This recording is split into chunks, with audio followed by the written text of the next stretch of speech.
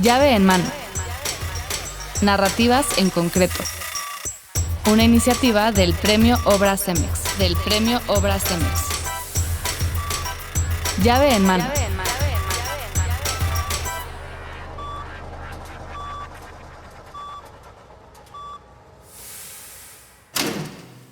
La luz y la sombra en arquitectura son premisas de diseño que, a partir de la orientación y el asoleamiento, inciden en la percepción de los espacios y el uso de los materiales.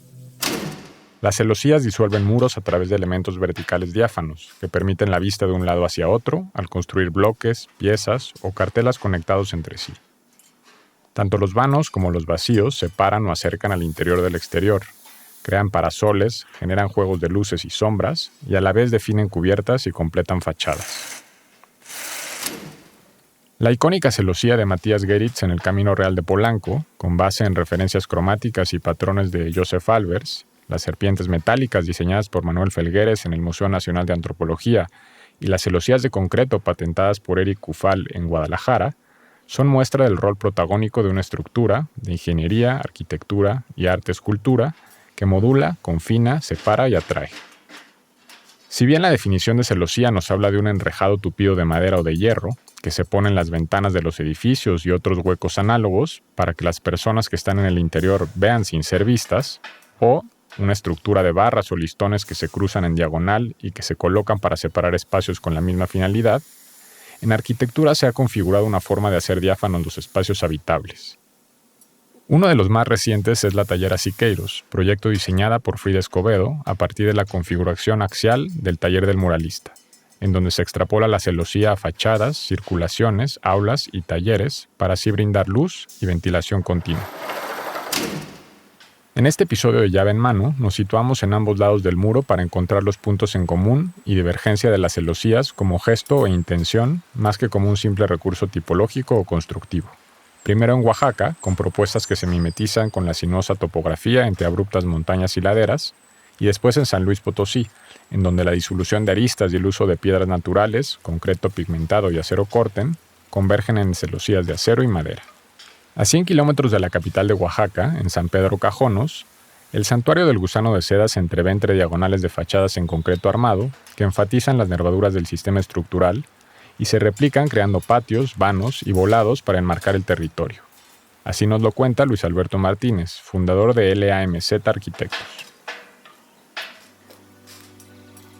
Para encontrar la solución estructural adecuada, se tomó en cuenta la necesidad de establecer plataformas que permitieran el desplante de los volúmenes del proyecto, que pudieran soportar tanto el programa interior como el circuito generado, al conectar los espacios sin ocupar mayores huellas en el terreno que las realizadas por desplantes, y que al mismo tiempo la estructura pudiese soportar empujes laterales que implica crear plataformas en un terreno con una pendiente tan pronunciada. Teniendo en cuenta estos factores, se decidió usar el concreto armado como elemento estructural aparente en todos los componentes del proyecto: cimentación, muros, losas y puentes. Por su gran ductilidad, su capacidad de resistencia a la flexión y comprensión requerida para soportar espacios en cantilever que nos permitieran reducir el área de apoyo cimentada y extenderla una vez alcanzados los niveles requeridos. Aunado a esto, el bajo mantenimiento que requiere el concreto armado fue un factor para elegir en un edificio de carácter público. La elección del material tiene dos connotaciones importantes en el proyecto. La primera responde directamente a dicha malla estructural que tenga la función de cubrir los grandes claros, generar una transparencia y ligereza en la transición de los cuerpos en dichas volumetrías. Y la segunda es la búsqueda del mejor comportamiento del material a través del tiempo, ya que dicho material tiene que tener un carácter de edificio público. De esta forma se logra un bajo costo de mantenimiento y que logre generar una amalgama entre edificio y contexto natural. La transparencia proporcionada por los grandes vanos ubicados hacia el norte y el oriente permite una iluminación natural adecuada que contribuye al ahorro energético en los espacios que requieren microclimas. La fachada principal de concreto armado, con vista al sur, funge como una cortina que regula los rayos del sol y la temperatura al interior del edificio. Por la ausencia de servicios de drenaje, las aguas residuales son tratadas mediante un sistema de biodigestor y registros de carbón activado. Las pluviales son captadas en terrazas, encauzadas hacia colectores y dirigidas a gárgolas que las canalizan al pozo de absorción para regresarlas al subsuelo. Las circulaciones interiores permiten el tránsito de personas con discapacidad motriz, teniendo a la mano una exposición de objetos históricos utilizados de forma artesanal y permite observar diversos procesos tanto de la crianza de los gusanos como de la misma seda. Mientras que las azoteas se encuentran conectadas por puentes y losas inclinadas con las pendientes apropiadas para el tránsito peatonal. Esto posibilita un recorrido entre las copas de los árboles que quedan abrazados al centro del programa y de forma exterior, privilegiando la vista al oriente, donde se observa directamente la Sierra Norte del estado.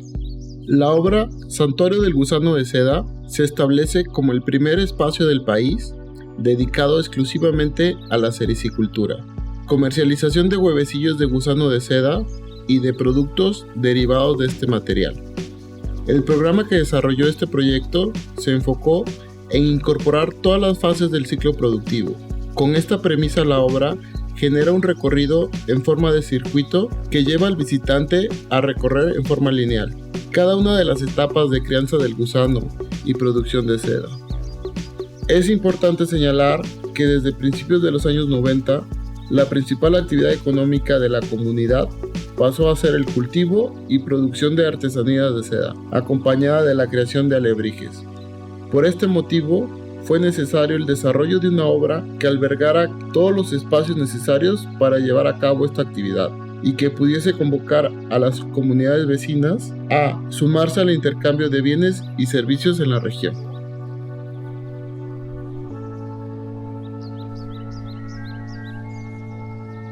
Las celosías aportan distintas densidades a las fachadas de las edificaciones, al igual que las aperturas a través de patios y circulaciones que favorecen la climatización pasiva y a la vez refuerzan la integración de los programas arquitectónicos. En una torre cuya verticalidad exige proporción y amplitud, se vuelve fundamental encontrar el equilibrio entre vanos y macizos. Así lo definen Salvador Macías y Maggie Peredo, arquitectos de la Torre Avancer en colaboración con Manuel Cervantes.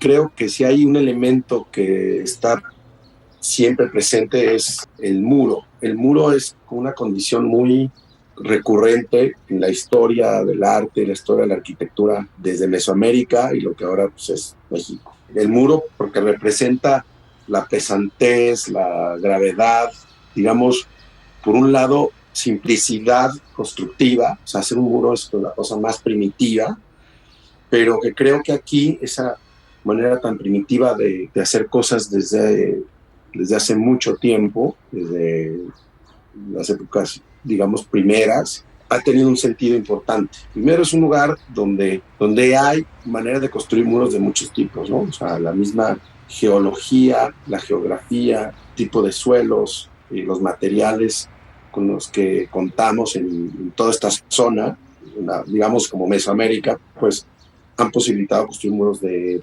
piedra, muros de ladrillo, muros de adobe, de tierra.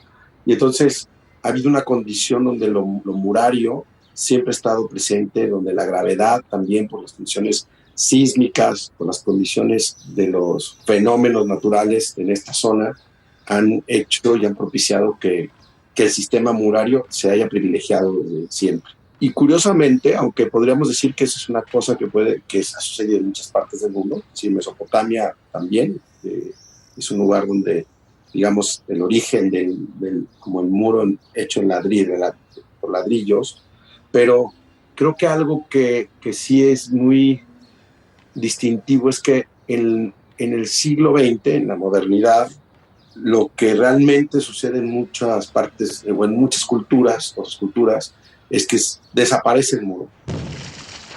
Así, la idea de modernidad es como, por lo menos en la arquitectura, el muro intenta desaparecer, y entonces ahora es la estructura, el esqueleto independiente. El muro ya no es portante, sino ahora es un esqueleto el que soporta la estructura. Es como lo que tocaba hacer, ¿sí? En México también sucedió, o sea, esto sucedió en todo el mundo, pero sin embargo creo que los mejores ejemplos, que entendían mejor como los recursos de lo que teníamos aquí al alcance de la mano, fueron los que no estaban construidos de esa manera, digamos el muro cortina o la estructura esqueleto. Y esta idea más como estereotómica del elemento sólido, aquí podemos ver, por ejemplo, en la obra de Barragán, como un buen ejemplo, donde el muro, la consistencia de seguir construyendo con muros fue como lo que realmente parecía, al final pareció más interesante, ¿no? Podemos hablar de muchos intentos desde Mario Pani, Augusto Álvarez, etcétera, muchos arquitectos que intentaron, como el mismo Ramón Torres y Héctor Velázquez, traer esta idea entre la ecobuceriana y miesiana del esqueleto como expresión arquitectónica. La obra de Barragán fue la que realmente tuvo como mayor consecuencia y al final siguió siendo tan moderna, pero por otro lado seguía como arraigada a los acontecimientos, sucesos y a los recursos que teníamos al alcance de la mano. Algo que también sucedía en el arte, por ejemplo, podemos imaginar que casi toda la obra más importante del siglo XX de los artistas en México tenía que ver con los muralistas. O sea, si había un artista artistas en el siglo XX que tenían relevancia a nivel, digamos, internacional, los artistas universales en México, conocidos e interesados, la gente estaba interesada por los artistas que hacían murales, en este caso, pues desde Diego Rivera, Tamayo, también Orozco. Y esos eran los artistas que parecía que en el MoMA de Nueva York, por ejemplo, tenían especial interés. O sea, había muchos otros artistas, pero los que les llamaban la atención o los que sobresalían eran los muralistas. Otra vez estamos hablando del muro, ¿sí?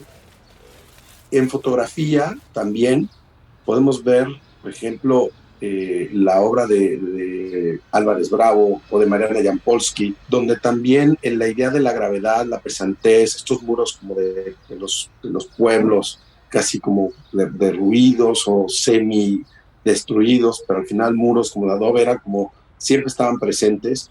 En la misma obra de Luis Buñuel, que aunque no era mexicano, pero que vino a México, o con Eisenstein en las películas que hizo a principios del siglo XX en México, pues en esos cortometrajes también podemos ver siempre la presencia de los muros, de las haciendas, como un recurso casi como del paisaje natural, ¿no?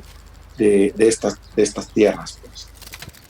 El muro es un elemento tan, digamos, tan vulgar, tan común, tan ordinario, pero que por otro lado, puesto de una manera más inteligente o tratando de con algo tan sencillo promover una perspectiva distinta de algo tan ordinario, puede llegar a ser tan poético como la obra de Barragán o una foto mítica de Juan Rulfo, que es como este muro ondulante de adobe. Y curiosamente creo que hay un hilo conductor entre todas estas prácticas de arte, arquitectura, fotografía. También, si recordamos un poco la obra de Juan Rulfo en la literatura y de Octavio Paz, bueno, pues hasta el laberinto de la soledad, ¿no? Es un laberinto, el laberinto está hecho de muros. Entonces, creo que cuando, digamos, nosotros nos planteamos en hacer un proyecto de arquitectura, siempre he estado nutrido, al menos la parte que a mí me interesa, a Maggie también, pues, y ahora también con nuestros socios, Diego, por ejemplo, que recientemente se incorporó, coincidimos todos en ese interés por esta arquitectura que tiene pues una liga con la historia, con lo que le pertenece al lugar y con tratar de con lo que hay aquí seguir trabajando, ¿sí? No es innovar, sino es como con lo que hay aquí tratarle de dar la vuelta. Y en ese sentido, cuando quieres perforar, cuando quieres abrir, cuando quieres ventilar un edificio, una recámara, una habitación, pues el recurso de la celosía es una oportunidad para no perder esa continuidad, digamos, del plano y que entonces esa gravedad sigue estando presente. Yo veo la celosía no como un recurso gráfico o como un recurso simplemente de ventilación como de iluminación, que también obviamente que funciona y es fundamental tener que abrir una ventana, una perforación para ventilar un espacio interior. Y esa relación que tiene el interior-exterior es, digamos, esa función práctica, funcional, es claro que nos interesa, pero creo que en nuestro caso va un poco más allá, es decir, nos interesa imaginar que lo que construimos aquí sigue recordando esa condición de la continuidad del plano, ¿sí? Por eso hay muchos edificios que hacemos, que aunque son en altura, intentamos que sean una provocación más estereotómica, que el que se revele la tectónica del esqueleto de la estructura, ¿sí? Como diciendo, bueno, si ahora nos toca hacer edificios de 20 niveles, pues los podemos hacer de muros, podemos hacer eso mismo a otra escala, que es un poco el tema de Avance, aunque aquí, digamos, ya por otras circunstancias, el edificio pues es más parecido a un muro cortina que a un elemento continuo, sólido, perforado, pero los primeros ensayos inclusive fueron tal cual perforaciones y en algún momento hasta se llegó a pensar en que fueran estos elementos como que de parteluces o de pues, malla que nos cubre un poco del sol y del exterior, que fueran de concreto, como a manera casi de que fueran unas estrías que simplemente dejan pasar la luz en algunos puntos. En el fuste principal, o sea, en el núcleo de elevadores, sucede un poco más, digamos, ahí sí se pudo conservar por la naturaleza del programa que hay dentro de este núcleo, pero el principio fue que se sintiera esto un elemento casi sólido, no elementos separados, sino como una masa, pero que te permitiera ver, ¿sí? O sea, la arquitectura puede estar construida de cosas tan sencillas, donde la complejidad no está ni en los materiales, ni en el sistema constructivo, está en las relaciones de las cosas. Entonces, en lo personal, a mí la arquitectura que más me emociona es la que está hecha con elementos muy sencillos. Y de esta manera, lo que yo he entendido es que la arquitectura en la que mejor me siento, en la que me siento realmente como protegido o en una relación más clara con la naturaleza, es en la que está hecha precisamente con elementos pesados, sólidos, continuos, donde sobre todo hay, en todo caso, la relación con el exterior es como a través de excavaciones, pequeñas horadaciones. Sí, disfruto mucho visitar antiguos monasterios, conventos o ruinas donde los muros son muy gruesos. Siento que hay en esas condiciones una especie como de, no solo alegría personal, pero también hay una cierta estabilidad, paz, seguridad. Al final, nosotros estamos siempre combatiendo con el exterior. O sea, el exterior y el paisaje natural lo que quiere es devorarnos, o sea, lo que quiere es acabar con nosotros, lo que quiere es casi desaparecernos, ¿no? Es decir, nosotros tenemos que abrigarnos. Y el mejor abrigo, pues es el muro, ¿no? El primer abrigo, digamos, natural es el muro, obviamente, la cubierta. Pero pareciera que esto es una condición que ahora con las nuevas tecnologías, donde puedes tener un cristal de 12 milímetros y doble y te permite tener una temperatura al exterior muy distinta al interior, y pareciera que esa es casi una idea forzada de querer que con los materiales la arquitectura o el estar cómodo dentro de la arquitectura se logre solo con estos avances tecnológicos. El muro es el elemento, digamos, es un recurso simple y sencillo que está al alcance de la mano de todos y con el que creo que podemos seguir trabajando, y que no entiendo por qué parece que eso ya no necesariamente es la manera en poder seguir haciendo arquitectura. Como que la modernidad nos dejó un poco trastocados y como imaginando que ahora es la estructura lo importante, el esqueleto es importante, y con los nuevos materiales podemos hacer casi cualquier cosa.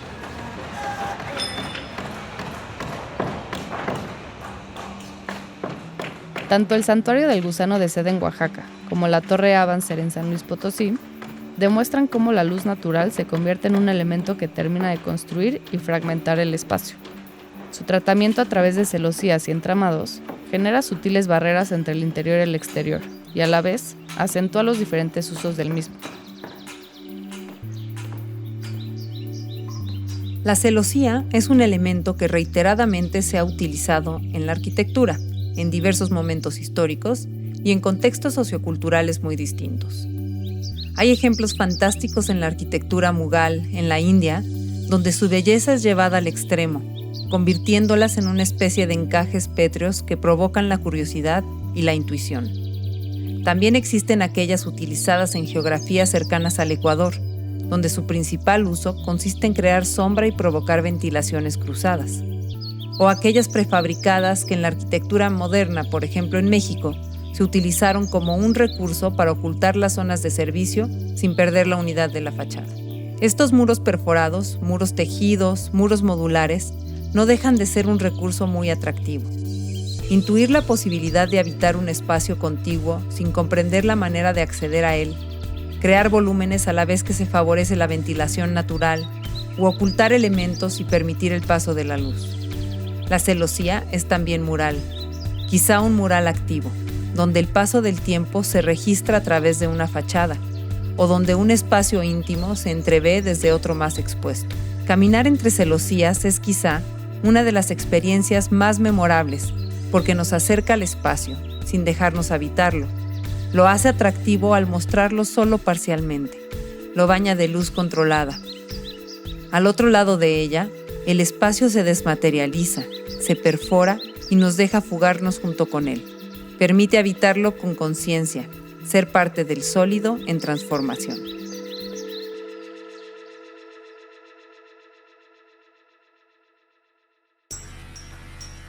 Conoce más sobre los finalistas, ganadores e iniciativas del Premio Obra CEMEX, así como del Premio Lorenzo H. Zambrano y la beca Arquitecto Marcelo Zambrano a través del sitio web premioobracemex.com. También puedes encontrarnos en Instagram, Facebook y Twitter, además de escucharnos en Spotify y YouTube.